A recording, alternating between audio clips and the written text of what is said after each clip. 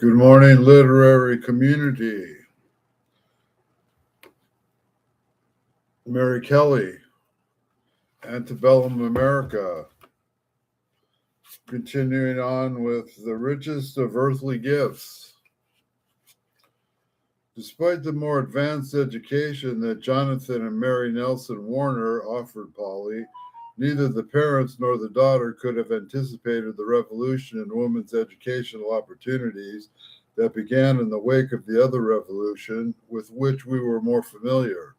Both the American Revolution and the Civil War, hundreds of newly established female academies and seminaries introduced women to the subjects that constituted post-revolutionary and antebellum higher education, teaching them natural sciences, rhetoric, history, logic, geography, mathematics, ethics, and belles lettres. Latin and, to a lesser extent, Greek was also taught at these schools.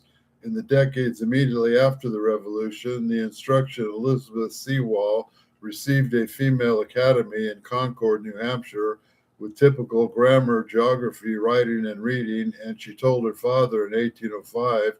Increasingly, however, Sewall's experience was the exception. Beginning in the 1820s, female academies and seminaries installed a course of study more akin to the schooling at Sarah Peace's Female Academy at Litchfield, Connecticut. In the early 1790s, Pierce offered students the same course of study at the school Sewall attended. There was one exception. From the Academy's founding, she included history, a subject on which she published the 4-volume Universal History. After Pierce's nephew, John Brace, began teaching at the school in 1814, she and Brace designed a curriculum based on the subjects on being taught at the male colleges. They expected Litchfield students to command mathematics, moral philosophy, logic, the natural sciences, and Latin, assigned to the same text as Brace had read as a student at Williams College. Young women instructed themselves in William Paley's Principle of Moral and Political Philosophy, Hugh Blair's Lectures of Rhetoric, and Archibald Allison's Essays on the Nature and Principles of Taste. Pierce's curriculum was gendered into one telling at respect, inaugurating a tradition where teachers and students subsequently practiced at many of these schools. The women who identified with British luminaries, Hannah More, Maria Edgeworth, which you've just cross-referenced another name, Chester Chaponi, invited her students to read books by and about learned women of whom the exercise of intellect was a daily practice. The Moores, the Edgeworths, and the Chaponis came the students' exemplars, with the exception of Oberlin College of 1833. American colleges and universities began to admit women only after the middle of the 19th century. The earliest women's colleges, Vassar, Wellesley, and Smith, opened the doors in 1865, 73, and 75, respectively. Mount Holyoke College, which had been founded in 1837, continued to call itself a seminary in 1888, nearly 2 centuries after the founding at Harvard College, when female academies and seminaries were the only institutions that welcomed women in the world of higher education. Here's a picture of Mary Polly at 11 years old. World of higher education or learning. In a letter to her cousin in May 1819, Maria Campbell of Virginia spoke to the difference the presence of these schools made in women's lives. In the days of their forefathers, she reminds Mary Humes, then the student of North Carolina's acclaimed Salem Academy, it was considered only necessary to learn a female to read the Bible. Salem made Humes a reader of many books. In doing so, she made herself a learned woman. Schools such as Salem Academy had found an impact on the nation's women, both in the number of students they educated and the role they played in shaping the paths of the students' lives. Comparisons of the numbers of women enrolled in female academies and seminaries show that relative to male colleges, these schools were educating at least as many individuals in early 19th century America Approximately the same number of women and men were enrolled in institutions of higher learning is striking in its own right. It is also provides the key to understanding why many women educated at these academies and seminaries pressed the boundaries that limited a woman's engagement with the world beyond her household, claiming membership in post-revolutionary and antebellum civil society. Women educated at these schools were makers of public opinion who were acting on Margaret Fuller's summations. We would have every path laid open to women as freely as to men, she asserted in one of her more radical challenges to conventional formulations of gender roles in antebellum America. The potential Fuller proclaimed for her contemporaries in 1845 had been kindled for a previous generation of the revolution that transformed 13 colonies into an independent nation. Manifestos, petitions, and most notably declarations of independence that claimed liberty as a birthright had galvanized individuals, whatever their sex. In the decade before the War of England, women protested the Stamp Act, organized consumer boycotts of British goods, and engaged in debates about full-fledged rebellion. These were the Daughters of Liberty, who, for the sake of freedom's name, since British wisdom scorns repealing, some sacrifice of patriot fame, as Philadelphia's Hannah Griffiths celebrated her resistance in a series of poems written in 1768 and 1775. Like many other prominent Quakers in the Middle Atlantic colonies, Griffiths called for a negotiated settlement rather than a purported of armed colonies and national independence. An ambivalent loyalist during the war itself, Griffiths watched as the women she had honored in her poetry took on new managerial roles in the absence of their husbands, operating farms and shops and plantations and businesses. These partisans of independence added to their domestic responsibilities of feeding, clothing, and nursing of armies. The conflict concluded with the republic established. Some of the female patriots of Griffiths had called them, glimpsed the possibility of participation in the nation's polity.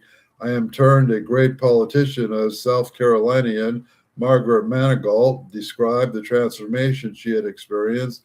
Others who had not expected to be directly involved in the nation's governance nonetheless agreed with Abigail Adams. If a woman does not hold the reins of government, I see no reason for her not judging how they are conducted. The possibilities that Manigault and Adams entertained remained exactly the possibilities that seemed less and less likely to be filled as the radical impulses unleashed during the Revolution were contained in the newly independent America. In the decades bringing the 18th and 19th centuries, the boundaries of traditional gender roles were secured against those who called the women's political and legal equality, with the exception of New Jersey.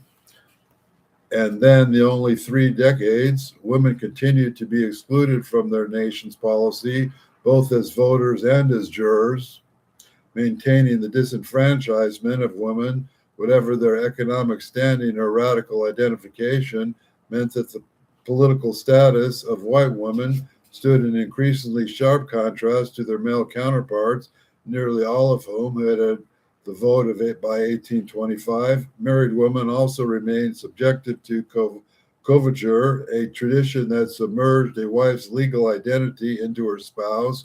When women who took husbands were barred by owning property from engaging in contracts, and apart from relatively few exceptions, from making appearances in court, instead of exercising political or legal power, women were expected to dedicate themselves to the welfare of their families. The separation of the household from the body politic, among the attendant restrictions on involvement in public life, perpetuated a gender system that privileged women's obligations to husband and children.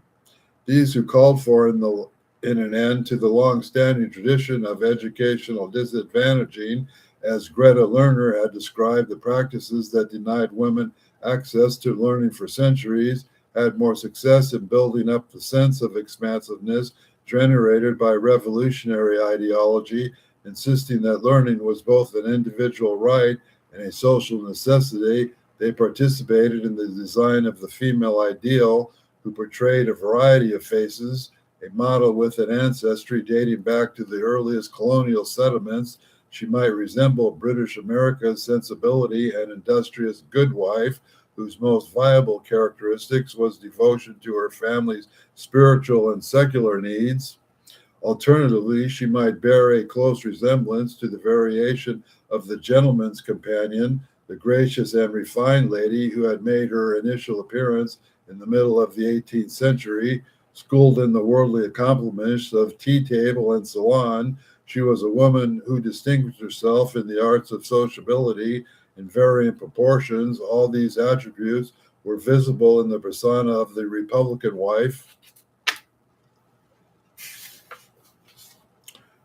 who, as an essayist in Boston Weekly magazine, told readers excelled as a common and a helper, and more so far as morally authority was concerned in wielding influence in a man's character. She was expected to play a political role of no little significance.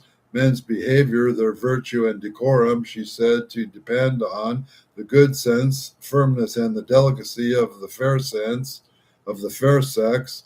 As another of post-revolutionary American weekly magazines declared, the Republican wife might also wear the face of an equally influential mother, taking on the additional responsibility of schooling sons and daughters to the tenets of virtue, but committed herself to preparing them for adult lives as informed and engaged citizens. The models that individuals advocates of women's schooling closed to emphasize matters less than the perspective they shared in the intellectual equality, educational opportunity. Two letters, both written by highly accomplished women who had come to maturity in post-revolutionary America, illustrate the links claimed by virtually everyone who took a stand on behalf of women's learning. The first of the letters was written by Pennsylvania Quaker and prolific poet Susanna Wright, who used the genre of the verse epistle to articulate the basic tenet of the Enlightenment on both sides of the Atlantic.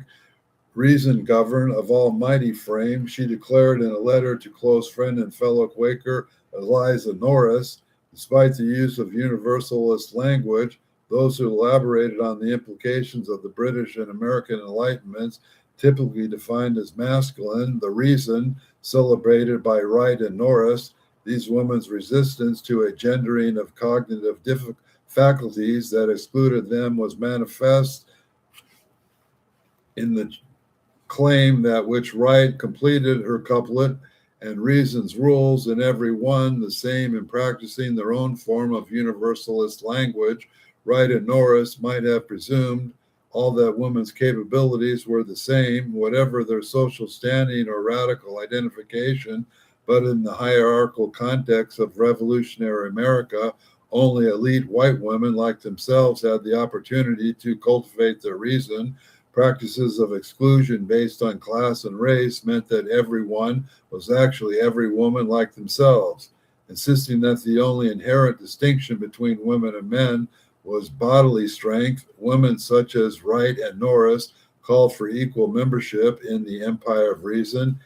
As Annis Bannock Stockton, the author of the second letter, characterized the domain of which post-revolutionary Americans constituted civil society, herself a poet and highly respected member of the empire, Stockton penned odes, elegies, and pastorals, which she circulated among the members of her salon, the author of more than 125 poems, at least 21 of which were published in weekly reading newspapers and periodicals. This maker of public opinion schooled Americans in the discourse of nationalism in celebrating the patriots that had led the colonies to independence. Stockton ranked George Washington foremost in the sacred scroll with patriots who had gained eternal fame, but wondrous deeds that penetrated the soul. Washington had been the subject of the earliest of Stockton's publication, a poem she had laced with the rhetoric of exceptionalism that distinguished American nationalism, addressed to the President of the United States and published in the Gazette of the United States on May 31st, 1789. Stockton's verse inaugurated, in addition to the President, a nation in its role in the world. All the admiring nations around and millions yet unborn looked to the newly independent America as their model, she declared in extolling Washington. They will read the history of this day, and they will pause and say, here nature took a turn.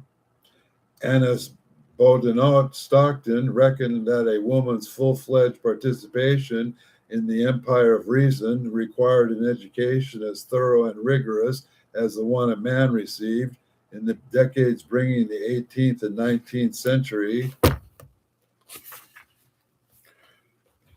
18th and 19th centuries, newly established female academies began to provide women with that education.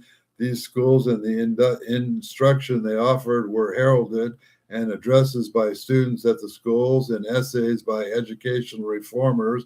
And in the late 18th century, in print culture, more generally considered Philadelphia's ladies' magazine and repository of entertaining knowledge, the first of the nation's magazines that looked into particular into the fair daughters of Columbia, founded by the Society of Literary Characters and filled with reprints from the writings of European and Americans. The Ladies' Magazine was made its initial appearance in 1792 and issued monthly and collected twice a year in a single volume. The magazine's editor alerted readers to the importance of female education in the magazine's opening issues. The strategy was twofold: publicizing Mary Wollstonecraft's tanning analysis of the current state of women's education and offering an alternative course of study in the series Letters from a Brother to a Sister at a Boarding School, in the remarkable 9 pages devoted to Wollstonecraft's vindication of the rights of women. The editor interleaved praise for the author with excerpts from the landmark commentary of women's legal, social, and educational disabilities. Wollstonecraft considered the last of these disabilities the most damaging. Indeed, as she told readers, the neglected education of my fellow creatures is the grand source of my misery I deplore. The obvious remedy was educational opportunity. Wollstonecraft was deeply committed to an education that would render women truly useful members of society, as she told readers, that she insisted would entail having their understanding cultivated in a large scale to acquire a rational affection for their country. And making this claim is in arguing that the more understanding women require, the more they will be attached to their duty. Wollstonecraft was part of a transatlantic discourse that had been circulating since the middle of the 18th century and that had taken on more urgency in the United States in the wake of the American Revolution. 6 months after the article in Wollstonecraft's vindication of the rights of the women appeared in the Ladies' Magazine, the editor had been issuing letters from a brother to a sister at a boarding school. These letters were designed both to display at the schooling offered at newly established female academies and at a supplement to the schooling, published the letters of first of the letters in volume 1 and number 1, which appeared in June 1792. The Ladies' Magazine released the principles of the informed education of these academies. Students who wished to exercise a salutary influence were reminded that they should either be useful or agreeable, as readers of the 4th issue were told. This letter specified that at first these attributes were affected by knowledge and good sense. The latter had amiable dispositions. Readers could have found the same counsel in John Gregory's widely circulated Father's Legacy to His Daughters and in James Fordyce's Sermons to Young Women, both of which were cited by the author, and in verses of Hannah More, which were sprinkling through the letters, whether constituted informally in pages of the Ladies' Magazine or formally in the classrooms of academies. The schooling marked the opening of the educational opportunities that would be decisive in the lives of thousands of post-revolutionary and antebellum women. The most original of the letters took in its subject the cultivation of female intellect. The author's sister had already improved and enlarged her mental faculties, as the brothers noted, and was now entering upon the crucial phase of the cultivation of intellect, the period of life which you may reasonably expect that your mind will begin to exert its powers of invention and to think for itself. Nearly 40 years later, Mount Holyoke Seminary, Julia Hyde spoke to her classmate, Classy Goodale, in similar fashion, telling her to take some book and read it and form your own opinion as to its character, its influence, its beauty, and its faults.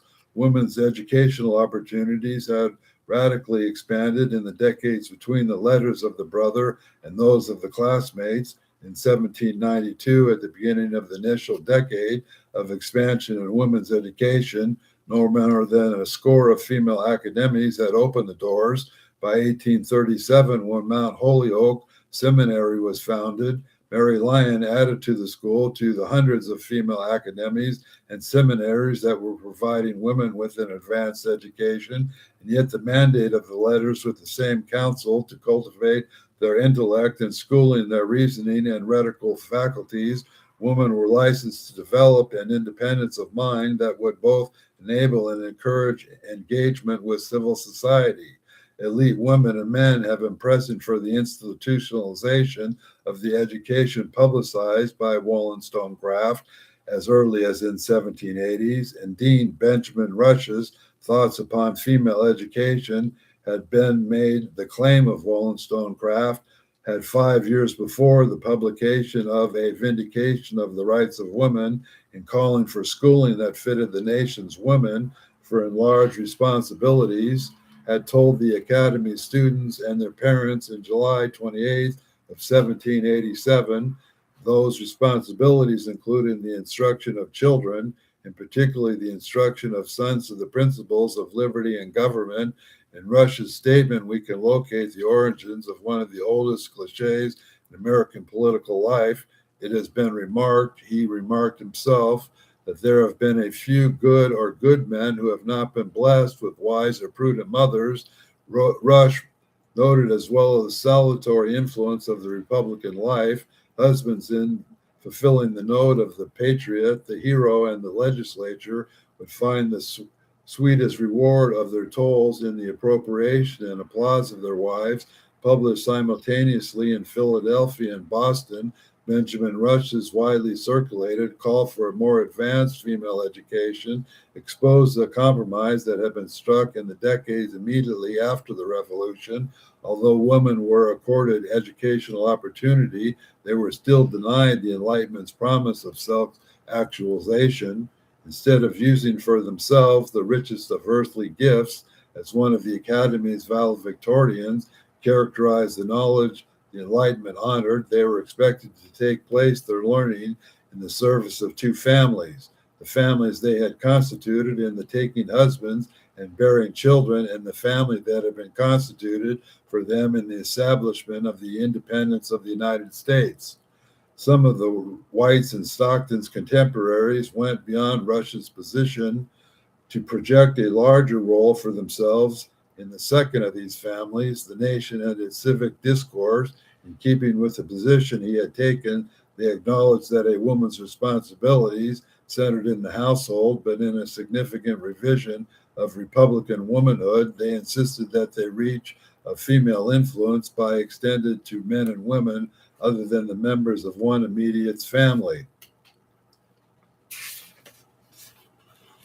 This cites at which members of the post-revolutionary elite chose to practice the expansive influence of the female-centered institutions of tea table and the salon, both of which they invested in the explicitly political purposes in colonial cities and towns from Boston to Charlestown. Participants in salons, literary clubs, and assemblies and tea tables practice a conversational ideal of reciprocal exchange in linking themselves to the British counterparts.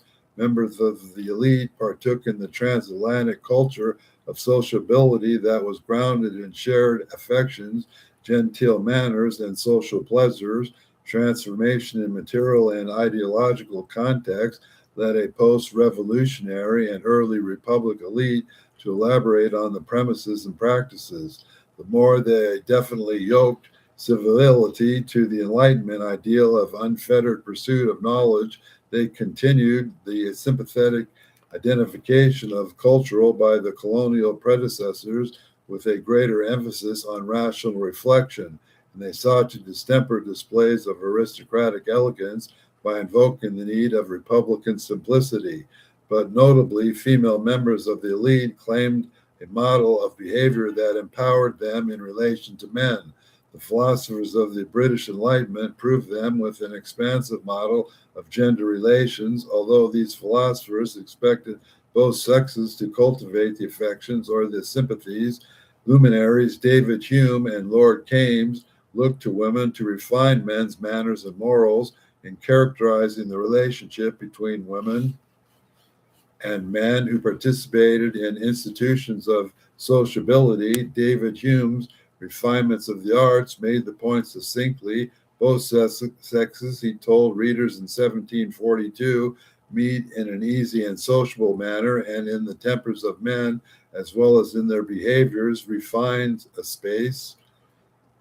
Once considered only differential and dependent, women were now positioned as their faithful friends and agreeable companions. According to Kame's 4 volumes, 6 sketches on the history of man, which was published in Great Britain in 1774 and in an abridged version of Philadelphia in 1776, using Kame's and Hume's for explicitly gendered ends. Elite women name themselves in the superintendence of men, modeling Republican virtues in salons, informal gatherings, assemblies, and tea tables. They instructed them to the discursive and behavioral practices required for citizenship in the new nation, presiding as these institutions of sociability. These women's validated claims to intellectual equality and educational opportunity that the Wrights and the Stocktons had voiced a generation earlier, and they did much more in the production of public opinion. They signaled the opportunity for the fundamental change in the system of gender relations inherited from British America, and yet in an historical moment, they appeared to be filled with possibilities for the revision of gender roles, forcing moving in another direction where beginning to define the private and public, the social and political, the feminine and masculine, the affections and the reasons of oppositional rather than complementary. As late as 18, they were still women like Hannah Mather Crocker, who claimed that the author of Nature was endowed the female mind with equal powers and facilities and given them the same right of judging and acting for themselves. Simultaneously, however, the same Crocker who had adhered to the non-gender reason also adhered to the principle and impropriety of females ever trespassing on masculine ground. In insisting that women refrain from collaborating with men in the making of public opinion, Crocker marked the transition to the antebellum America in which the relatively fluid gender distinctions of the post-revolutionary decades were increasingly freighted in ideologically determinism. Nowhere was it more apparent than the Sarah Josepha Hale's Conversazione. We are always at home, Hale reminded readers in the essay with which she launched her career as the editor of Godey's Ladies' Book. There and only there, women pressed forward with their appointed task, blessing as the well-beautifying civil society, as she described their charge in 1837. It has been left to the women of Hale's generation to reduce the importance of non-gendered reason, which has been upheld by elite women from Susanna Wright to Hannah Mather Crocker. Hale took to this task with alacrity, making the affections feminine and the sense masculine. She distinguished men and women by the manner of which they awakened and the reason they directed its power. The empire of reason that Anna Bodine Stockton's generation had claimed the right to inhabit equality with men would no longer be women's only residence. They now would expect to reside as well into the empire of the heart, as Hale distinguished the domicile and effective bonds with which women were increasingly identified. This gendering of mental facilities shaped the meanings attached to 18th century sympathy and sensibilities, and its 19th century formulation, sentiment, and sentimentality, in contrast to her earlier generations, which had made sympathetic identification an ideal for men as well as for women. Hale coded sentiment as a distinctly female attribute. Similarly, she accorded less importance to rational reflection, rendering it as a medium of knowledge primarily governed by the affections. Teachers, educational reformers, and founders of three seminaries, Catherine Beecher, dissipated by 6 years, Hale's reordering of the mental faculties, basing her argument on the tenets of British Enlightenment that elite women in post-revolutionary America had found it so useful. Beecher's suggestions respecting improvements in education, which appeared in 1829, made the affections the catalyst of the exercise of reason and conscience. Beecher's did, she insisted. A woman had a special purpose for this facility, having in a probation more generous than a man's already received from the hand of her maker, whose warm affections, although Beecher endowed a woman with moral authority in relation to men, she hastened to add that their status as subordinates remained intact. Woman, she stated emphatically, was still bound to honor and obey those to whom she depended and for protection and support. In light of the claim to authority, one might well ask why Beecher continued to insist on deference. We cannot be certain that Beecher believed, but chose not say, at least explicitly. There are suggestive clues, however, throughout a multidimensional career that spanned 5 decades. Beecher opposed female political equality, not because she thought that women, or at least women who shared her social status, were less capable voters than men. Instead, she calculated that such a direct and decisive challenge to make power would inevitably be defeated, leaving women more vulnerable than ever in a system that already disadvantaged them. She might well have applied the same logic to social equality within marriage to avert a gender crisis that she reckoned too risky for women. Beecher might have promised men traditional subordination as a counterweight to women's newly acquired power, instead of legitimizing women's right to speak as an intellectual equals of men. Both Hale and Beecher claimed a special authority based on difference. This strategy had a twofold purpose: providing women sanction for an increasingly visible activism and calling them to a still greater expansion of the activism. Still as well, Sarah Josepha Hale was representative in the end of the aim of the present system of female education. As essay published in the American Ladies magazine in February 1835, Hale spoke not only of the importance of wives and mothers schooling in their families and the tenets of republicanism, but also to the later role they expected to play in the nation's public life. Women's voices should be heard, not because as members of their nation's citizenry they had the same rights and obligations as men, but because as women they set a purer, higher, more excellent example. In claiming a moral superiority to men, Hale spoke for a generation that made difference the primary engine driving the ambitious expansion of female authority, insisting all the while that they were still observing the boundaries of their traditional domain. Antebellum women took the home into the world. There they sought to impress their values on peoples they had defined as the other. The most obvious was the indigent, the drinkers, the holders of slaves, the keepers of brothels, the men who frequented them, and the prostitutes, all of whom were deemed subject to the need for reformation. Antebellum America's lower classes were similarly installed into the character of the moral inferior, and were those at home and abroad who had yet to embrace the precepts of evangelical Protestantism. Sharply demarcated spheres, distinctive mental capacities, in a word, difference, had a significant impact on the approach women of the elite and the middling classes took to make their influence felt, in contrast to their post-revolutionary counterparts who had designated heterosocial institutions as locations for articulating public opinion, northern and lesser extent, southern women might begin to position themselves in a homosocial spaces in all female academies and seminaries, literary societies, and reform associations. Although women also worked with men in parallel literary societies and reform associations, these exclusively female institutions were at least equally, if not more important sites at which women gathered locally, regionally, and nationally to chart the nation's course.